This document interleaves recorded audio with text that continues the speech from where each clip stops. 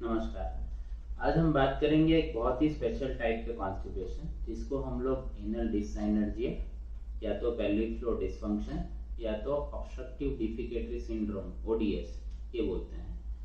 India में almost 20% लोगों को कब्ज की परेशानी होती है।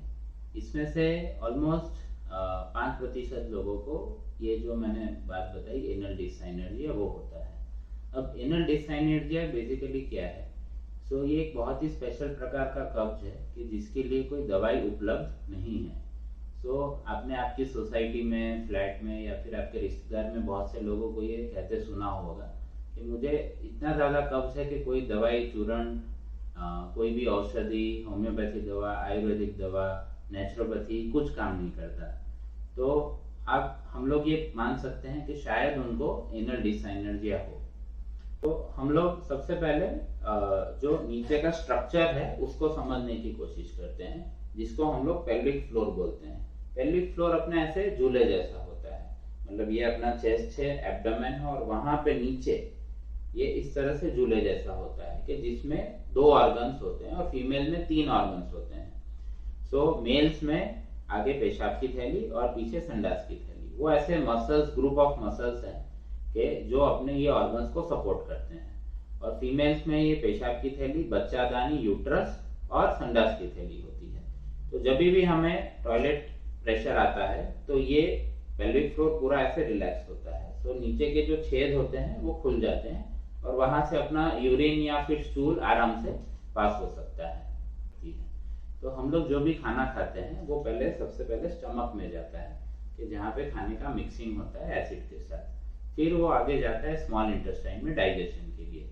तो स्मॉल इंटेस्टाइन पूरा खाना डाइजेस्ट करती है और जो भी कचरा है, रफेज है, उसको लार्ज इंटेस्टाइन में डाल देती है। तो लार्ज इंटेस्टाइन अपना यहाँ से लेके यहाँ तक ऑलमोस्ट 1.5 फुट लंबा ऑर्गन है, जो कि एक पाइप जैसा आप मान लो। लार्ज इंटेस्टाइन का काम क्या है कि ये जो कचरा आता है वो सेमी सॉलिड फॉर्म में आता है, लिक्विड फॉर्म में आता है, उसको सॉलिड फॉर्म में कन्वर्ट करना। तो जो सारा पानी है वो लार्ज इंटेस्टाइन सोच लेता है और जो स्टूल को सॉलिड बना देता है। जैसे जैसे थोड़ा थोड़ा स्टूल बनता है तो लार्ज इंटेस्टाइन का लास्ट पोर्शन, जिसको रेक्टम बोलते हैं, rectum is also a storage house for stool, वो संडास की थैली में। अब जब रेक्टम पूरा फुल हो जाता है तब अपने ब्रेन को सिग्नल जाता है कि भाई अपने को जो सुबह बोलते हैं कि प्रेशर आया है, ये टॉयलेट करने जाना है। तो हम जैसे ही टॉयलेट करने जाते हैं तो ब्रेन से एक दूसरा सिग्नल आता है। तो नीचे ऐसा होता है कि ये अपना एनल रीजन है, मतलब संडास का रास्ता, जो छेद होता है वो, उसके ऊपर रेक्टम होता है जो एक थैली जैसा है, जो बिल्कुल ऐसा पतला होता है। धीरे धीरे स्टूल आते आते आते आते वो पूरा फुल हो जाता है। जब फुल होगा तो यहाँ से एक सिग्नल ब्रेन में जाएगा और वहां से एक दूसरा सिग्नल आएगा कि जो रेक्टम को कॉन्ट्रैक्ट करेगा। हम जैसे ही टॉयलेट में जाके बैठते हैं तो रेक्टम कॉन्ट्रैक्ट होता है, मतलब दबता है और नीचे का रास्ता खुलता है। उस तरह से अपना स्टूल बाहर निकल जाता है। तो ये स्टूल कैसे पास होता है अपने बॉडी में, उसकी एक नेचुरल ये वाली प्रोसेस है जो मैंने आपको अभी समझाई। फॉर एग्जाम्पल कि आपको टूथपेस्ट करना है, तो टूथपेस्ट के लिए आप ढक्कन खोलोगे, नीचे से दबाओगे और टूथपेस्ट निकलेगा। तो ये नीचे का जो इनर रीजन है, आप ऐसा मान लो कि ये ढक्कन है। अब ये जो प्रोसेस है कि वहां पे सिग्नल जाते हैं, सिग्नल्स वापस आते हैं, रेक्टम कॉन्ट्रैक्ट होता है, ये खुलता है, इसमें अगर कोई भी प्रॉब्लम हो गई ये मैकेनिज्म में तो स्टूल आपको पास नहीं होगा। तो एनल डिससाइनर्जिया बेसिकली क्या है कि टॉयलेट पूरा जो लैट्रिन है वो बन के नीचे तक पहुंच गया, मतलब फैक्ट्री में सब जो माल बनना था वो नीचे तक पहुंचा, बट ट्रांसपोर्ट नहीं हो पा रहा, मतलब स्टूल बाहर निकल नहीं पा रहा। तो ये प्रॉब्लम होती है कि जो कोई दवाई से ठीक नहीं हो सकती। कोई भी आप दवाई लो, वो क्या करेगी, स्टूल को धक्का मारेगी, स्टूल को सॉफ्ट बनाएंगी। ये जो अलग अलग प्रकार की दवाइयाँ होती है, जिसका हमने भी एक वीडियो बनाया हुआ है, वो आप नीचे लिंक में देख सकते हैं। कारण क्या है, ये किस कारण से होता है, तो उसके बहुत सारे कारण हैं जो मैंने यहाँ पे आपको लिस्ट किया हुआ है।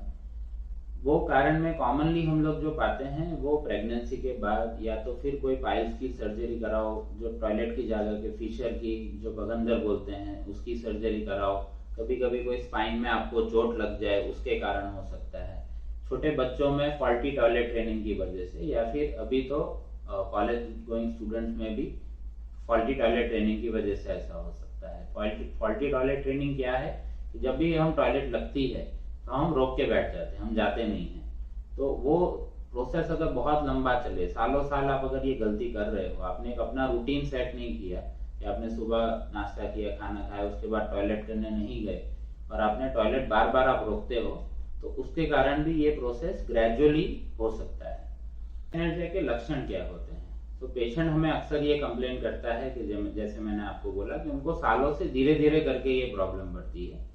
पेशेंट 2 बार 3 बार 4 बार 5 बार 10 बार टॉयलेट के लिए जाता है, पर उनको कभी सेटिस्फेक्शन नहीं होता। स्टूल हमेशा थोड़ा थोड़ा करके टुकड़े टुकड़े आते हैं, मतलब थोड़ा हुआ फिर वापस आए, थोड़ा हुआ वापस आए।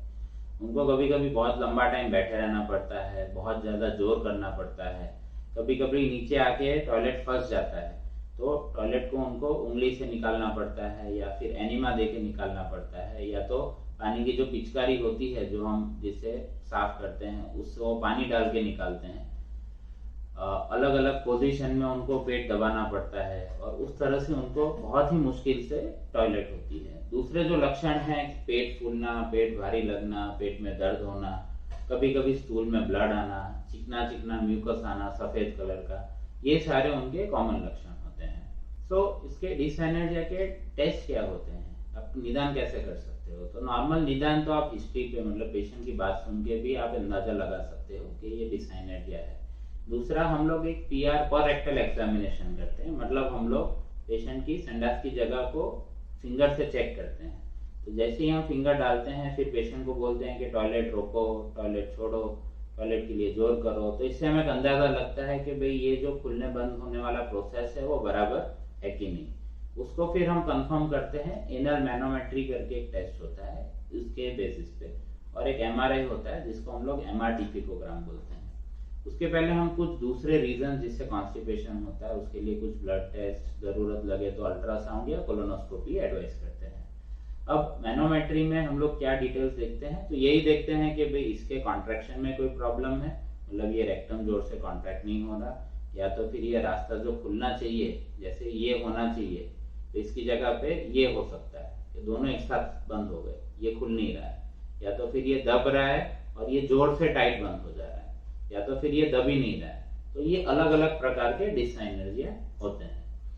इसका मेन ट्रीटमेंट क्या है? तो मेन ट्रीटमेंट इसका बायोफीडबैक थेरेपी होता है।